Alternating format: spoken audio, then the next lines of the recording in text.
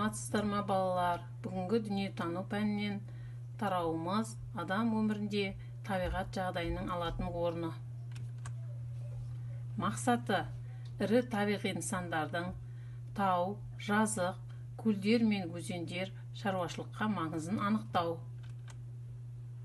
Тау бұл жер бетінің айналасынан едәуір биік тұсы. Адамдар тауда, жазықта, өзен көл маңында, шөл далада, сусыз жерде де өмір сүре алады.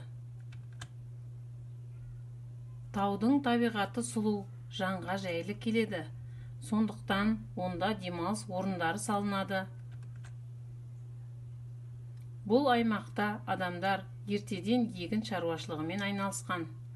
Далаға егін егеді, жайылым жерге мал жаяды. Өзен көлдерден балық аулайды.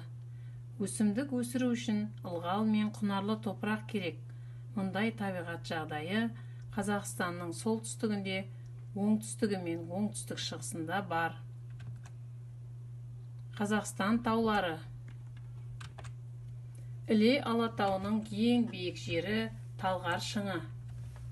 Хан Тәңірі Шығыс Тянь-Шаньдағы шың Қырғызстан мен Қазақстан Алматы облысына таудың солтүстік батыс бөлігі қарайды және Қытай шекарасында. Батыс Тянь-Шань орталық Азиядағы тау жүйесі. Тянь-Шаньның батыс бөлігі.